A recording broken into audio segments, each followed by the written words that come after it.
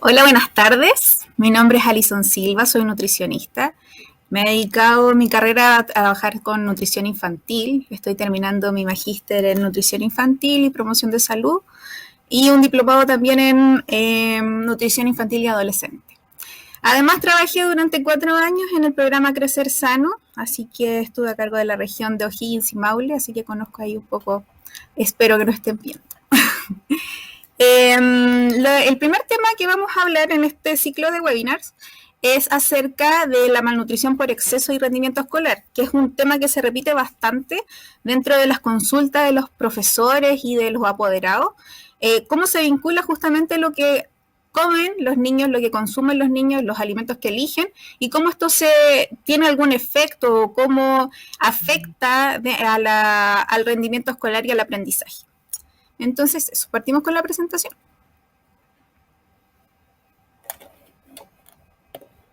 Perfecto. Bueno, primero que todo vamos a hablar de malnutrición por exceso, que es un concepto mucho más grande que aúna tanto al sobrepeso y a la obesidad, ¿ya? Y cómo esta se vincula juntamente con el rendimiento escolar. Ya, pero antes de hablar de este tema más específico, tenemos que hacer una pequeña base para que podamos seguir ahondando en estos temas. Lo primero que vamos a hablar es acerca del cuerpo, evolución y ambiente. Cómo nuestro organismo, vamos a entender aquí que nuestro organismo, nuestro cuerpo, no ha cambiado demasiado desde el hombre prehistórico. Por eso ponemos aquí en esta imagen a este hombre prehistórico en un ambiente totalmente diferente al que él se desenvolvía, ¿cierto? Entonces, podemos ver que nuestro organismo no ha cambiado mucho, pero lo que sí ha cambiado y drásticamente es el ambiente donde nos desarrollamos, ¿cierto? Este hombre prehistórico podemos ver que tenía un sistema de vida que es más bien nómade, no tenía un lugar específico donde él no tenía una casa, no tenía un ambiente, ¿no? Él caminaba muchos kilómetros, entonces también su sistema alimentario era muy diferente. Él era un cazador-recolector. Los hombres mayoritariamente se dedicaban a la caza, mientras que las mujeres y los niños se dedicaban a la recolección de los frutos, de las bayas que encontraban. Y así se formaba su alimentación. Entonces esta alimentación era muy dual. Esto quiere decir que habían periodos en donde tenían gran cantidad de concentración energética, o como por ejemplo donde lograban cazar algún animal, y ellos comían, como no tenían sistema de almacenaje y no podían llevarse la alimentación, tenían cortos periodos de tiempo con mucha cantidad de energía.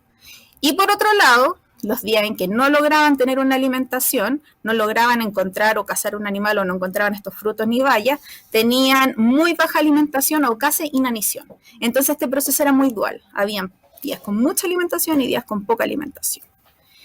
Esto cambia drásticamente cuando pasan los años y este hombre prehistórico conoce el sedentarismo, se establece en un lugar, empieza a incursionar en la agricultura, empieza con la crianza de los animales, empieza a preservar y a conservar los alimentos, entonces su alimentación se vuelve más regular. Además, cuando era nómade, por ejemplo, tenía que recorrer grandes cantidades de kilómetros caminando, cazando, lo que requería de mucha cantidad de consumo de energía. Cuando es ya sedentario, esa cantidad de energía ya no es tan importante. Entonces, no necesita que su cuerpo sea tan eficiente energéticamente, ¿ya? Como si lo necesitaba cuando él era nómade. Entonces, después siguen pasando y pasando los años y nos encontramos en el ambiente actual. ¿Y cómo es nuestro ambiente actual? Luego de la revolución industrial comienzan las empresas a fabricar en masa las cosas, los alimentos, se crean los alimentos ultraprocesados, el ambiente se automatiza, las empresas empiezan, por ejemplo, a crear los autos, entonces ya no necesitamos caminar tantos kilómetros, ¿cierto? Tenemos los medios de transporte, entonces nuestro gasto energético también baja, ¿cierto? Y además tenemos alimentos mucho más rápidos, mucho más automáticos, no requerimos de tanto esfuerzo para conseguir nuestra alimentación, ¿cierto? Entonces en esta imagen que pusimos acá, donde vemos 4 personas diferentes, en donde también elige 4 tipos de alimentación diferentes, se dan cuenta que la mezcla de estos alimentos son todos distintos dependiendo de cada persona, porque los patrones dietéticos, que es lo que vamos a hablar como primer concepto, son muy personales, los eligen por el modo de vida, por la calidad del trabajo, puede ser por temas económicos, por temas de educación. Los patrones alimentarios dependen de cada persona. Y estos patrones alimentarios, que son la combinación con la frecuencia, con la cantidad de alimentos, en combinación van a tener también una consecuencia en nuestro organismo. Si elegimos alimentos que son saludables, alimentos que son menos procesados, también van a tener un impacto en nuestra salud. Esto nos lleva a un concepto que es súper importante, que no existen los malos alimentos o los alimentos prohibidos, ni tampoco existen los superalimentos o alimentos que no hacen demasiado bien, ¿cierto? Es la combinación, es la frecuencia, la cantidad, cómo los combino, con qué los combino, a qué hora los consumo, ¿ya? El patrón alimentario. Entonces, nuestro patrón alimentario, de que es la dieta occidental, tiene dos características súper marcadas.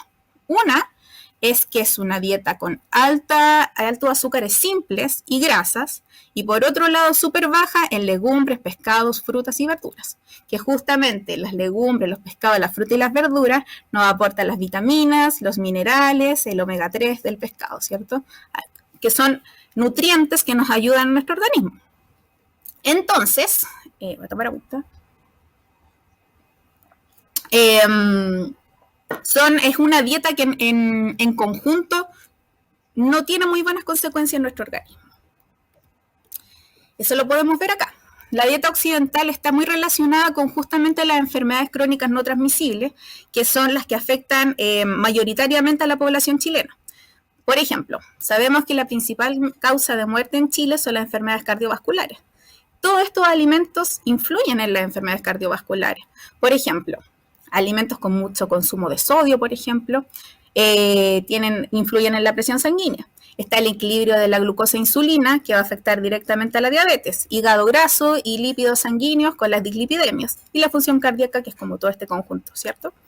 Entonces podemos decir que cómo nos alimentamos sí tiene un impacto directo en las enfermedades que nosotros vamos a tener. Además, esto se suma al sedentarismo. El sedentarismo en Chile alcanza cifras gigantísimas. Esta es la encuesta del año 2019, que es la encuesta más reciente que tenemos, porque claramente en el año 2020 no se hizo nada, como estábamos en pandemia, estábamos con el tema de las cuarentenas y aislamientos preventivos, ¿no? No se pudo realizar esta encuesta. Y además es solamente en población mayor de 18 años, o sea, la población adulta. Pero ya en el 2019 encontramos que el 81.3% de la población adulta en Chile es inactiva físicamente. No sabemos qué pasa con la población infantil, mas sí se puede deducir que justamente los hábitos, todos los tipos de hábitos alimentarios, hábitos de higiene del sueño, hábitos de deporte, se crean justamente en esta etapa escolar. Entonces, si vemos que nuestra población adulta tiene un 81.3% de inactividad física, podemos concluir que tampoco es una muy buena cifra en relación a la población infantil.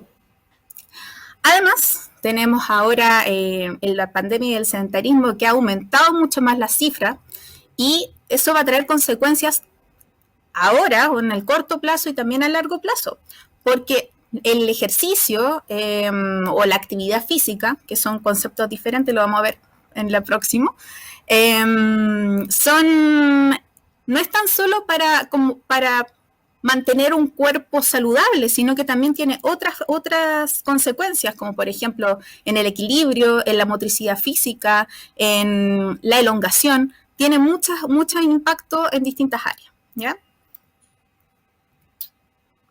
Ahora vamos a ver cómo es JUNAEP, ahí nos fijemos con la N, el estado nutricional de JUNAEP 2020, que es la última encuesta. JUNAEP, para empezar, tiene la mayoría de los colegios a lo largo del país, por lo tanto es una súper buena fuente de información, ¿ya? Aquí podemos ver que más de la mitad de nuestra población infantil tiene malnutrición por exceso. Vemos que hasta incluso en el área de la obesidad ya se presentan un 8% con obesidad severa, lo cual es una cifra muy importante, porque un niño que tiene malnutrición por exceso, ya sea sobrepeso u obesidad, tiene un mal pronóstico para la edad adulta. Quiere decir que tiene mayor probabilidad de sufrir alguna enfermedad crónica no transmisible y también tiene mayor probabilidad por este tema de la creación de los hábitos de seguir con este patrón de sobrepeso a lo largo de su vida. En esta otra gráfica que también pertenece a Junaed, vemos en la línea rojita la obesidad total.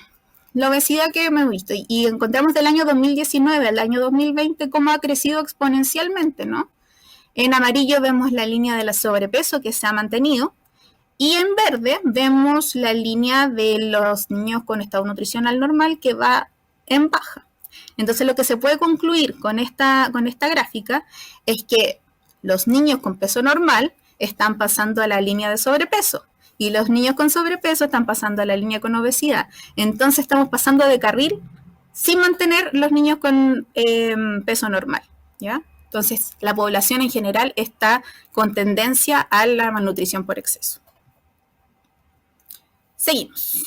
Entonces, la malnutrición por exceso o la mala alimentación tienen impacto también en las distintas atmósferas del niño. Siempre se habla del impacto que tiene en la salud, ¿cierto? Cómo la mala alimentación influye en las enfermedades, cómo influye en las dificultades, no sé, a los órganos, distintos órganos, ¿no? Pero muy poco se habla acerca de cómo la mala alimentación tiene un impacto directo en los desórdenes de ánimo, por ejemplo, en todo lo que tiene que ver con la atmósfera más psicoemocional de los niños, ¿no? Esto también tiene que ver con un tema de tratar de encajar en un modelo estético, ¿cierto? Que no necesariamente es el correcto, ¿cierto?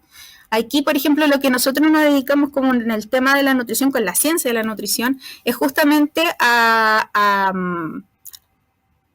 que nosotros seamos personas saludables, ¿cierto? La nutrición no se dedica a generar gente delgada y esbelta, que es justamente lo que acá genera presión en los niños, sobre todo en las niñas y adolescentes y mujeres, que tratan de encajar justamente en un patrón que no necesariamente es acorde a su cuerpo, ¿cierto? Bueno, y el tema del rendimiento de toda la atmósfera escolar lo vamos a hablar con más profundidad. Alimentación y aprendizaje. Entonces, vemos acá un estudio de ensayo-control que se hizo en el año 2017, en donde se reunieron a 100 personas de una universidad en Australia y durante 4 días se administraron desayunos con distintas cantidades de nutrientes, ¿ya? El grupo experimental tiene una dieta alta en azúcares simples y en grasas saturadas, y el grupo control tuvo un desayuno normal, ¿sí? Y vemos que en no solo 4 días, en unas pruebas de memoria y aprendizaje, el grupo control mantuvo su puntaje. Si lo vemos ahí en la línea punteada, se puede ver que mantiene su puntaje. Va un poco a la baja, pero se mantiene dentro de todo. Mientras que el grupo experimental se ve una baja dentro del rendimiento de esta prueba de memoria y aprendizaje. En tan solo 4 días con una alimentación alta en grasas saturadas y en azúcar. ¿Por qué pasa esto? ¿Ya? Es porque las dietas altas en grasas y en azúcares tienen un impacto directo en la memoria a largo plazo. Está el estímulo o información, que es lo que nosotros queremos aprender, la memoria a corto plazo, que es la que necesitamos en un cortito tiempo, y que se refuerza con la memoria de trabajo. Esto quiere decir, por ejemplo, cosas que normalmente hacemos, cosas del diario, cosas del cotidiano, ¿ya? Y luego la memoria a largo plazo está relacionada justamente con el aprendizaje. Y las dietas con altas en grasas y en azúcares simples afectan esta memoria a largo plazo porque en un área del cerebro que está justo en el centro de nuestro cerebro que se llama hipocampo, funciona con mucha menor eficiencia al encontrarse con alimentos con mucho azúcar y con mucha grasa. Entonces, se puede concluir a partir de estos estudios y varios estudios más, que lo puse porque es como más dramático, porque tan solo en 4 días ya se ven efectos, ¿cierto?, dentro de la memoria y aprendizaje. Que la alimentación no saludable nos va a traer como consecuencia un menor rendimiento escolar. Acá puse este ejercicio que lo hicimos también con los profesores en Rancagua, en donde nos dimos cuenta de cómo la alimentación de los niños es muy continua en corto periodo de tiempo, ¿no? Normalmente tenemos el desayuno entre las 6:30 y 7, dependiendo de cuánto se demore en llegar al colegio, ¿no? Un desayuno que se hace en la casa, luego la colación en el primer recreo, que normalmente los recreos son el primer recreo a las 9:30, el segundo recreo a las 11:15, donde también existe otro tiempo de comida, otra colación, luego el almuerzo de 12 a 12:30, dependiendo del nivel, los niños pequeños siempre almuerzan más temprano que los niños más grandes, y colación si es que existe como una extensión horaria, ¿cierto? Entonces vemos que en un corto periodo de tiempo tenemos 1, 2, 3, 4, 5 tiempos de comida, ¿ya? Este tipo de comida, dentro de la experiencia de los recreos junto con los niños, era bastante repetitivo. Era un jugo o bebida y una galleta, pero no de las galletas mini, sino que estas galletas que tienen para más de una porción. Eso era una colación tipo, que es justamente una colación que es alta en azúcares simples y en grasas saturadas, que es como lo vimos en las diapos anteriores, tiene relación con el mal aprendizaje. Entonces esto lo podemos ver, lo podemos como vincular un poco en el rendimiento de los niños por ejemplo, un niño se puede aprender un contenido dentro de la sala de clases, ¿cierto? Y llega a la casa, hace la tarea, perfecto, pero pasan 2 a 3 semanas y el niño olvidó lo que aprendió en clases, ¿ya? Esto se debe justamente a lo mismo. La memoria a corto plazo, perfecto, logró hacer la tarea el mismo día. Pero si no se retroalimenta y pasa a ser una memoria a largo plazo, es muy difícil que ese aprendizaje quede y que por ende va a tener problemas en el rendimiento escolar. Entonces tiene una relación continua. Pasó por acá abajito un correo electrónico donde pueden ir dejando sus preguntas si es que tienen alguna duda dentro de la lista. Perfecto. Pueden ahí mandar sus preguntas si es que se genera alguna durante la conversación. Seguimos entonces. Esto es otra cosa que pasaba harto dentro de mi experiencia en la escuela, es que la mayoría de los apoderados justamente habla que una colación saludable es una colación cara. Y eso es que justamente lo que queremos como desmitificar. Una colación saludable no tiene por qué ser una colación cara. Una colación saludable siempre está como vinculada a que sea como diet o que tenga alto en fibras, como descriptores nutricionales que son como atractivos, ¿cierto? Y que uno diga, oh, sí, esto es un alimento muy saludable. Pero no necesariamente esos alimentos son las únicas colaciones saludables, ¿no?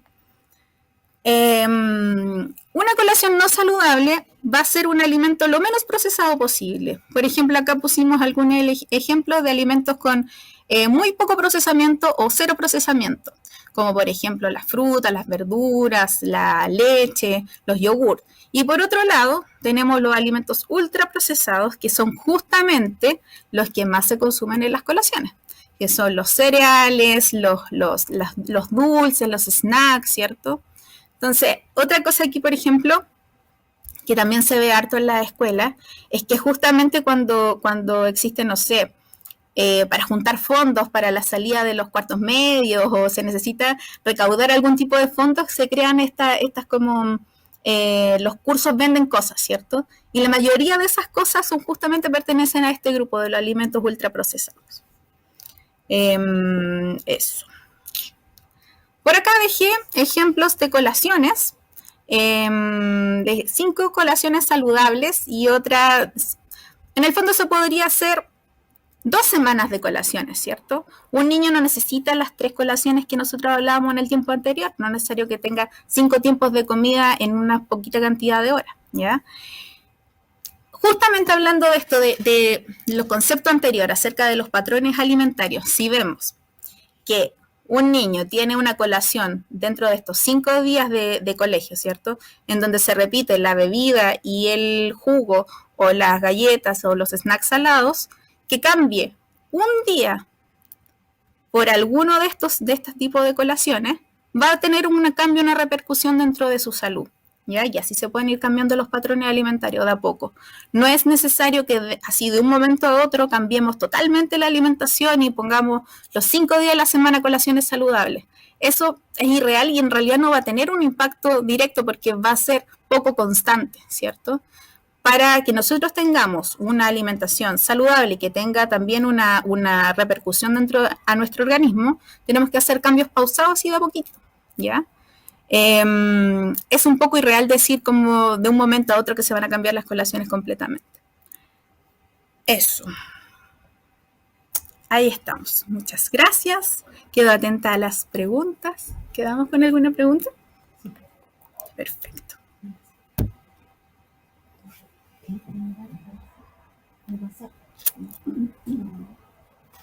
Estoy aquí esperando que me lleguen las preguntitas para resolverlas.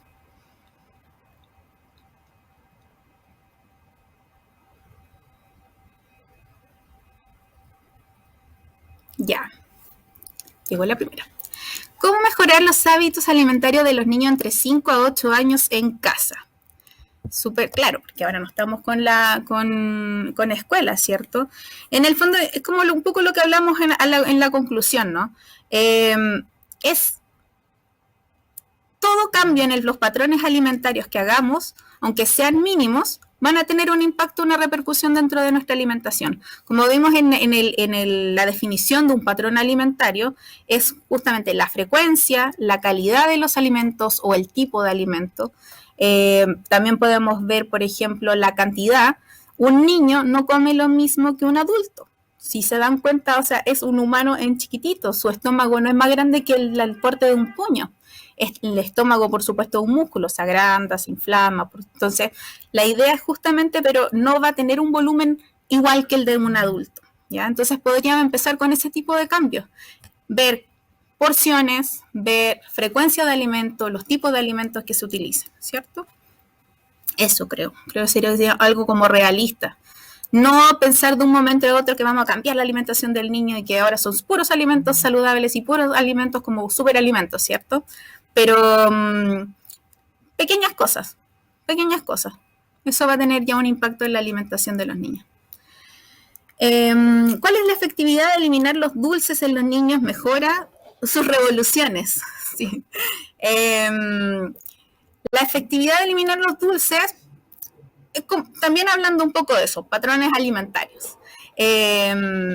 La prohibición de un alimento en general no tiene muy buenos resultados. Hay varias estadísticas y estudios al respecto que las prohibiciones en general generan más ansiedad.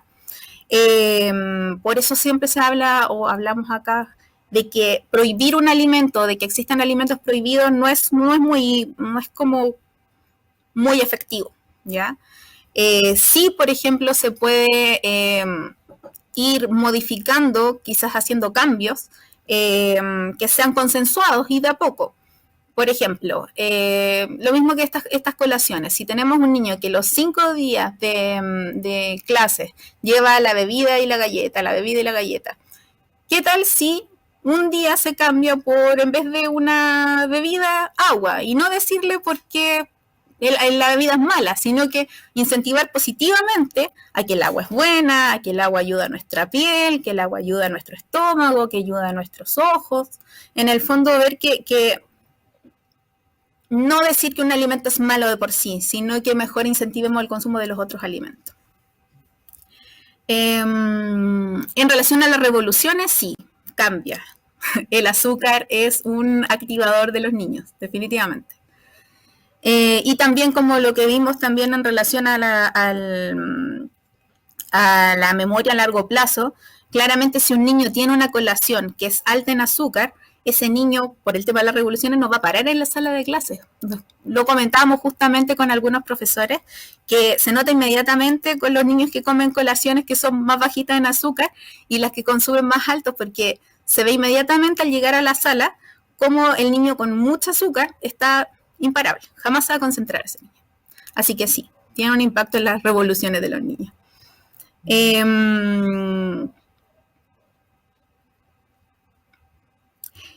¿Puede ser que un niño tenga hambre todo el tiempo? ¿Cuánto tiene que comer un niño? ¿Cuánto tiene que comer un niño? Ya. Eso igual es bastante relativo. Tiene hartas cosas que ver ahí como tamaño, como gasto energético, como que, no sé, por ejemplo, un niño que realiza deporte, no sé, competitivo, va a necesitar mucha más cantidad de calorías y por ende mucha más cantidad de alimentación que un niño que está en la casa, que sea sedentario o que, no sé, su mayor actividad sea pasear a las mascotas, ¿ya? Entonces, decir como algo estándar es complejo, sobre todo en los niños, ¿ya? Es bien particular, entonces se tiene que ver caso a caso. Y puede ser que un niño tenga hambre todo el tiempo, quizás hay varias como puntos que se podría tratar en eso. Puede que no sea tan solo hambre, que confunda el hambre. Hay muchos como casos de ansiedad que se confunde con hambre porque es lo más rápido y que sacia inmediatamente, ¿cierto? Entonces, puede ser, por ejemplo, quizás como eh, cambiar esa ansiedad como por deporte o por alguna actividad en conjunto. En el fondo hay que identificar bien si esa hambre realmente es hambre o se está confundiendo con otra cosa. ¿Cuál es el mejor menú diario para los niños pequeños? Un menú diario podríamos que sea variado en realidad. Insisto, no existen alimentos prohibidos ni superalimentos. Una alimentación correcta para los niños es una alimentación que contenga de todo, ¿sí? Así no se genera ansiedad por los alimentos prohibidos, consume también las cosas buenas de los alimentos, como las minerales, las vitaminas, el pescado con el omega 3 que tiene un impacto importante en nuestra también cognición, en nuestro cerebro. Entonces, un menú diario en realidad es que contenga de todos los alimentos, de todos los grupos de alimentos, en su justa medida, en su justa proporción, en su justo, un patrón alimentario correcto. Mi hijo es obeso y no sé cómo hacerlo. Complejo. Yo creo que ahí en el fondo para empezar, yo creo, volver al punto, que me interesa bastante cómo recalcarlo en realidad. El tema de la obesidad en sí mismo no es tan solo un tema que afecte al cuerpo en sí mismo como con cosas biológicas, sino que también tiene varias atmósferas en las cuales afectan, ¿no? Eh, para empezar, el concepto de salud, por ejemplo, de la OMS, habla de que un buen estado de salud no es tan solo la ausencia de una patología o la ausencia de una enfermedad, ¿cierto? Tiene que ver con el completo estado de bienestar. Y este completo estado de bienestar no se puede obtener solamente como al decir, no tengo ninguna enfermedad, ¿cierto? Entonces, decir como que para empezar es como quitarle un poco la carga negativa de decir, oh, mi niño es obeso. Para empezar es una condición que se puede cambiar, ¿ya? Entonces no es como un padecimiento eterno. Una obesidad se puede manejar fácilmente. Y es un niño, se pueden cambiar patrones alimentarios, se pueden cambiar conductas, se puede aumentar también el tema del gasto energético. Entonces yo creo que, ¿qué es lo que hay que hacer? Consultar a un profesional para empezar, ver temas de porcionar la alimentación, ver qué se puede mejorar dentro de estos patrones alimentarios y también de las conductas como en relación al deporte, en relación a la actividad física. Eso creo que sería como un buen manejo inicial. Que claramente, insisto, todo en temas de salud es muy particular. Depende de cada persona, depende de cada realidad de cada persona, en dónde se desarrolla, en cómo se desarrolla, ¿cierto? Es bien particular. ¿Qué examen? A ver, no.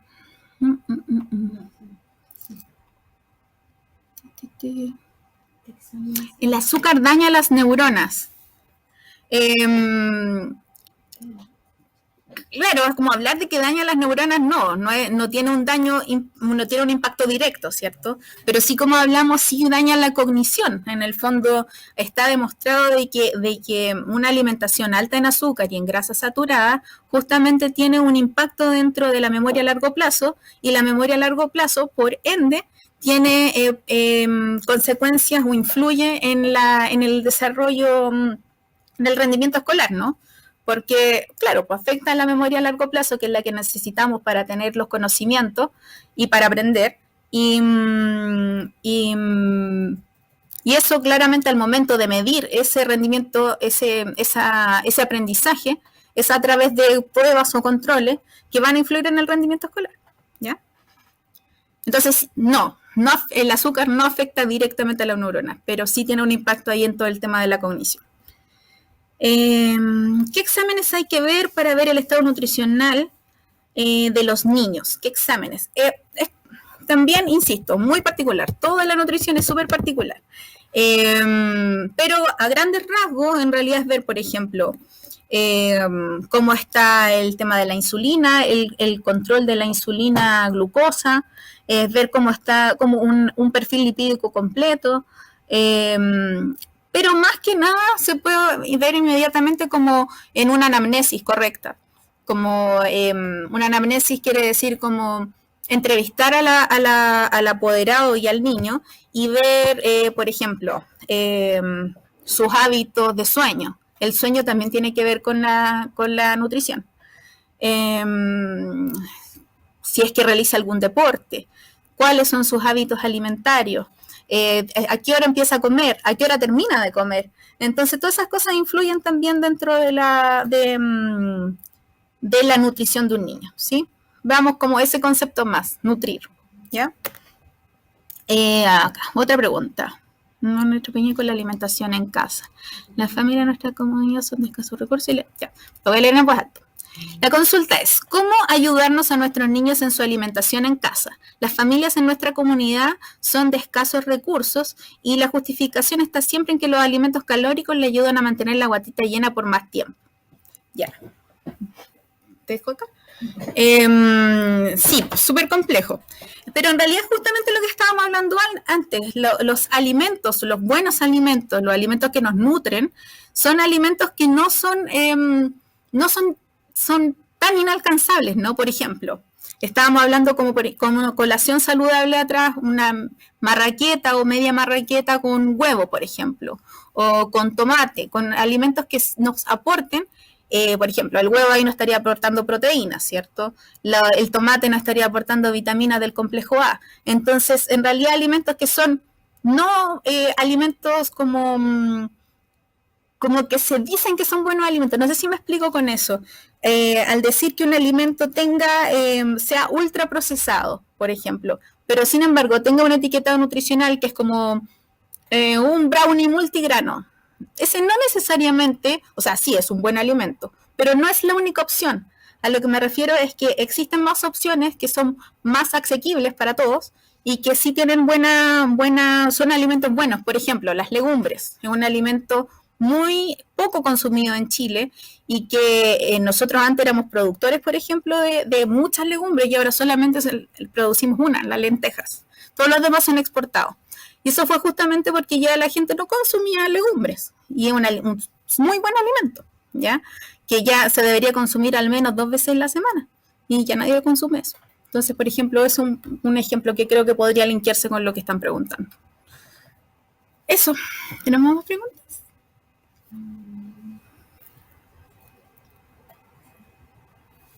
Estamos. Ya. Ya, perfecto. Ya, perfecto. Ya, entonces, vamos a hacer un resumen mientras llegan más preguntas, ya no tenemos más preguntas. Entonces, como resumen, podemos decir que una alimentación correcta no consiste en alimentos prohibidos ni alimentos muy buenos, ¿cierto? Ya tenemos claro lo que es el concepto de patrón alimentario, de que tiene que ver con la frecuencia, con la proporción de los alimentos, con la cantidad, ¿cierto? Con los horarios. Vemos que la nutrición en los niños es muy particular, depende de muchas condiciones, depende de factores ambientales también, ¿cierto? De factores socioeconómicos. Vemos que la salud, el mismo concepto, no tiene que ver con un tema de ausencia de patología, sino que tiene que ver justamente un tema más biopsicosocial. que también influye en nuestra alimentación, ¿cierto? Vemos que nuestro cuerpo, nuestro organismo, nuestro pool de genes no ha cambiado mucho. Entonces nosotros tendemos al ahorro de energía, tendemos a hacer un cuerpo bien eficiente energéticamente. Entonces, la sobrealimentación o la mayor frecuencia en la alimentación claramente va a tener consecuencias dentro de nuestra enfermedades, ¿cierto? Nuestra patología o de nuestra salud. ¿Llegó otra pregunta más? Veamos. Dice, ¿qué sucede con los niños y niñas que a pesar que se le explique los patrones alimentarios nuevos a nivel familiar, no pueden acceder a otro tipo de alimentos? Como es complejo. Con respecto a las colaciones, ¿qué hacemos frente a las colaciones con alimentos extremadamente procesados? Si es lo que se puede acceder. Pero justamente es lo que estamos hablando, los alimentos ultraprocesados no son necesariamente, claro, estamos quizás hablando de los alimentos como completos, como ese tipo de alimentos que, claro, son más asequibles, pero por ejemplo las frutas tienen cero procesamiento, o sea, salen del árbol inmediatamente al consumo. Ningún proceso. Entonces ese tipo de alimentos podría ser una buena colación. Un yogur, por ejemplo, también podría ser una buena alimentación. Ahora pasa, por ejemplo, de que una manzana así a secas no es un alimento muy atractivo para un niño. Sin embargo, si se presenta de otras formas, como los ejemplos que vimos anteriormente, si se rayan, si se pican en bastones, en el fondo se le cambia un poco la imagen a esta manzana como tal, como alimento, y puede ser una opción más atractiva, ¿cierto? Y que pueda competir un poco. Es súper difícil, yo lo entiendo. Es súper difícil competir con una galleta que viene perfectamente diseñada. O sea, hay diseñadores que se encargan de que un alimento se vea apetitoso, ¿cierto? De que tenga los granos de chocolate perfectos para que se vea maravillosa. Tienen de todos los ingredientes. Ustedes saben que las galletas tienen tanto azúcar como sal, en igual cantidad casi, es para que justamente las papilas gustativas de nuestra lengua todas se activen, ¿cierto? En cambio, una manzana solamente va a activar la opción ácida quizás y un poco la dulce. Entonces, claramente la competencia es desigual. Ahí viene el tema justamente de la educación, entender de que la alimentación saludable, de que elegir alimentos con mayor consumo de fibra o vitaminas, van a tener una mejor consecuencia nuestra. Entonces ahí viene el tema de la educación constante. Por eso es importante estas iniciativas que justamente que trabajan la nutrición tanto en las casas, en los hogares, como en las escuelas, porque se aumentan se confabulan justamente para competir con estos alimentos que son tan fáciles de que a un niño le parezcan atractivos, ¿cierto? Tenemos más preguntas. Ya. ¿Cuál es el azúcar o endulzante menos dañino para un niño? Todos los endulzantes que existen en Chile están aprobados para el consumo en las distintas edades, ¿ya? Pasa ahora que con el etiquetado nutricional, muchos alimentos que antes tenían azúcar pasaron a tener endulzantes o edulcorantes. Entonces, la cantidad de edulcorante a la que se ve expuesto a los niños es mucho mayor que hace un tiempo atrás, ¿ya? Aún así, con esto, no existen todavía estudios como resolutivos que digan que una gran cantidad de edulcorante hace mal a los niños. No existe eso, ni tampoco en embarazados. ¿Ya? Entonces, no hay estudios concluyentes. Seguimos con otras preguntas.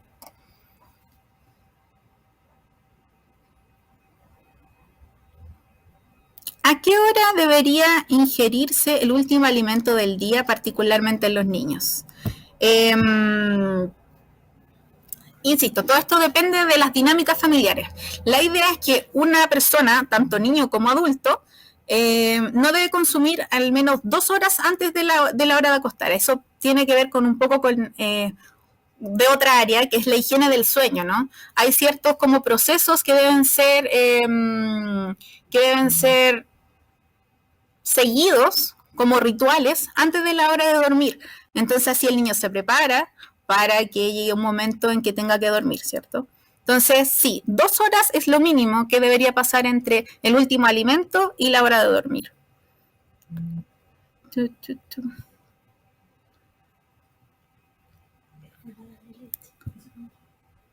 Creo que aquí hay otra.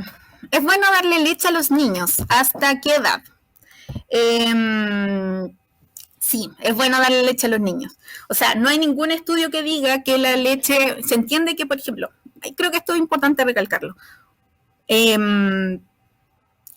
La decisión de ingerir algún alimento es personal, ¿cierto?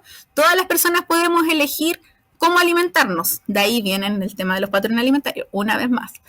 Cada persona puede elegir el tipo de alimentación que tiene. Entonces, si me preguntan si es dañino darle leche a los niños, no, no es dañino. No hay ningún estudio concluyente que diga que es malo darle leche a los niños. Por el contrario, tiene muchos nutrientes que le ayudan a los niños, como por ejemplo el calcio, que es súper necesario en la etapa de crecimiento por el tema de la calcificación de los huesos. Si bien el calcio se puede sacar de otros alimentos, perfecto. De ahí viene justamente el tema de la elección de los alimentos, ¿cierto?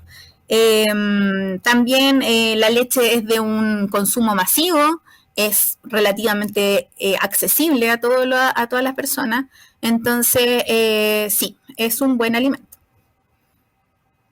En toda edad, hasta los adultos. No es tan solamente la leche, no es tan solo necesaria en la etapa de crecimiento, también en la adultez. Los adultos perdemos después de cierta edad el calcio, ¿cierto? Se va perdiendo la descalcificación de los huesos y es necesario consumirlo justamente para disminuir esa descalcificación de los huesos. Vemos más preguntas. ¿Cuál es el mejor pan en términos nutricionales para el desayuno? No necesariamente necesario, valga la redundancia, el pan en el desayuno. Es importante tener un cereal en el desayuno. El cereal puede ser varias cosas, ¿cierto? Puede ser avena, por ejemplo, avena es un cereal. El pan, claro, es de trigo, por lo tanto es un cereal. Lo importante es que dentro de la alimentación un buen desayuno debería tener un lácteo, una fruta y un cereal. Esa es como la trilogía de un buen desayuno. Entonces, claro, si es que podemos tener dentro de la alimentación, si es que se va a elegir un pan, ojalá que sea un pan de no harina tan refinada, ¿cierto? Que sea un pan más bien integral, que tenga granos, en el fondo que ayude a la sensación de saciedad, ¿ya? Eso creo.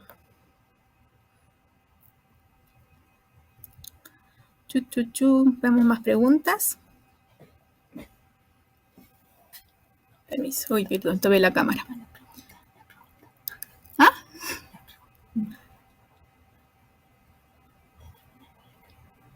Ya, perfecto. Estamos entonces. Quiero agradecer a las personas que se conectaron. La idea es que justamente esto sea un espacio en donde se pueda resolver dudas, donde podamos ir aprendiendo juntos. Todo el mundo entiende que la alimentación y la educación alimentaria es compleja, que no es un tema fácil, que requiere de mucho esfuerzo, de mucho sacrificio de parte de las mamás y de los apoderados, ¿cierto? En general y también de los profesores. Que es una alianza estratégica entre el mundo escolar y los padres y apoderados, y de ahí a poquitito ir nutriendo mejor a los niños, que estas cifras, altas cifras de sobrepeso y malnutrición por exceso, tengan un freno y ojalá una disminución, ¿cierto? Siempre enfocado en cómo los niños, en cómo el acto de elegir los alimentos en el cotidiano nos pueden ayudar a tener una salud mucho mejor dentro de los siguientes años, ¿ya? Eso, muchas gracias. Estamos viendo en una siguiente ocasión.